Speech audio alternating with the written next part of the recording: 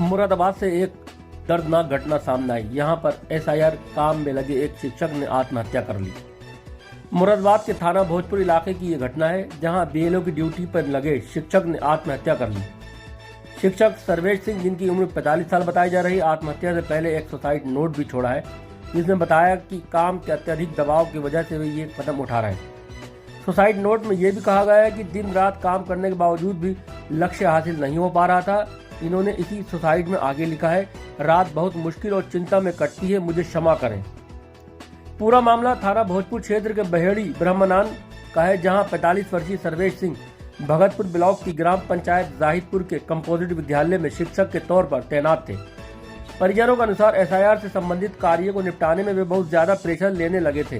हालांकि हम लोग भी उनके साथ काम कर रहे थे और कल रात भी 12 बजे तक हमने साथ में काम किया, मगर काम का दबाव इतना था कि आज उन्होंने अपनी जिंदगी से हार मान ली और फांसी लगाकर उन्होंने आत्महत्या कर ली। सर, एसआईआर के फॉर्म भरे जा रहे हैं, जो नागरिकता वाले फॉर्म है। ये इसमें जो जाहिदपुर गांव में कंपोजिट विद्यालय इसमें पोस्टेड है।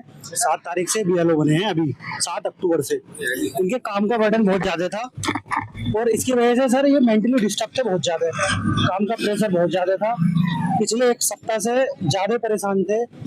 कुछ लगभग इनका 66% आज का काम इनका कंप्लीटेड हो चुका है, लेकिन पूरा डाटा कलेक्ट करने के बाद सर कुछ फॉर्म ऐसे आ रहे हैं 81 फार्म, जो इन्हें कुछ पता है, जो लोग गांव के जो लोग हैं जिनके फॉर्म में वो बार बार आते हैं, पूछते हैं, परेशान करते हैं, बोले तुमने भरे तो नहीं भरे, हमारे फार्म कहीं ले तो नहीं गए हो, क्या कर रहा है, बेच के खा गए, उल्टी सीधी बातें करते हैं।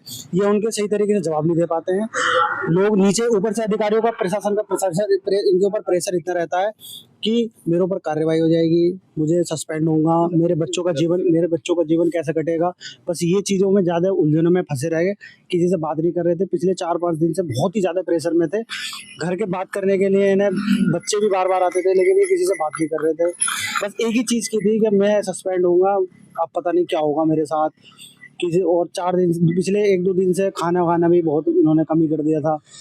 सुबह को जा रहे हैं, नाश्ता भी नहीं कर रहे हैं, एमडीएम का खाना जो कभी खा लेते हैं वो भी नहीं खा रहे हैं। घर पे आके बस यही कई सारी चीजें चल रही थी। आज कल हम लोगों ने लगभग 12 बजे तक साथ में बैठ के काम करा है। सर्वेश सिंह ने, इनकी वाइफ ने, मैं था, एक आदमी और थे, इनके साले सर्वेश सिंह के, जो हमारे फॉर्म थे एसआईआर वाले, उन्हें मैंने ऑनलाइन कराया 55 फार्म। फिर मैंने कुछ जो फॉर्म थे, मृतकों वाली फाइल जो थी उनको अलग करा है, और जो शादी हुई है लड़कियों की, जो शिफ्टेड लोग हैं, उनकी सबकी फाइलें मैंने अलग कलेक्ट करी हैं।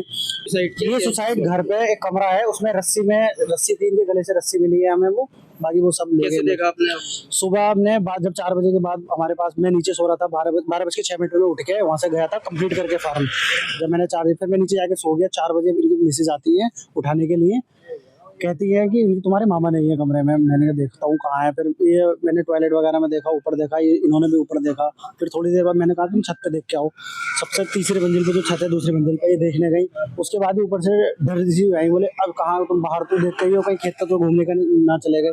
4:15 बजे का टाइम हो गया। जब मैं बाहर जाने के लिए बाइक निकाला, तो मैंने सामने के इधर के जो रूम है इनके, जहाँ भैंस वैस बनते थे, भूसे कंडे रखे हुए हैं, उन वाले कमरे में मैंने ऐसी लाइट जला के देखा, तो इनका सब वहाँ पे लटका हुआ मिला। आप ठीक रहो, पूछिए सर। कोई सुसाइड हुआ है, कोई बीएलओ की बात आ रही, क्या सर? देखिए, 406 बूथ संख्या जो जाहिदपुर ग्राम के अंतर्गत आता है, ठाकुरद्वारा विधानसभा के, उसके बीएलओ के द्वारा कुछ ड्रास्टिक स्टेप उठाए जाने की खबर हमें भी प्राप्त हुआ है। उसके साथ ही साथ कुछ नोट भी मिला है, जिसमें कुछ तथ्य सामने आए हैं। अभी इस पूरे प्रकरण की जो जांच है वो हमारी स्थानीय पुलिस उसमें लगी हुई है, वो कर रही है, और हम लोग तमाम जितनी भी चीज़ें हैं वो सभी पहलुओं को देख रहे हैं। बस मैं आपको ये अवगत करना चाहूँगा कि एज बीएलओ इनका जो कार्य बिल्कुल अच्छा चल रहा था। लगभग 67% की इनकी जो फॉर्म थे वो डिजिटाइजेशन हो गया था। लगभग 6% के आसपास इन्होंने अन्य भी जो मार्किंग थी वो कर रखा था, तो काम लगभग इनके अंतिम सिरे पर ही था। इसके साथ ही साथ जो इनके सुपरवाइज़र हैं, उनके द्वारा भी अवगत कराया गया कि वो इनके रिश्ते में ही आते हैं और इनसे संपर्क में थे, और उससे संबंध में इनकी सहायता के लिए अलग से एक स्टाफ, एक आंगनवाड़ी के रूप में इनको लगाया भी गया था।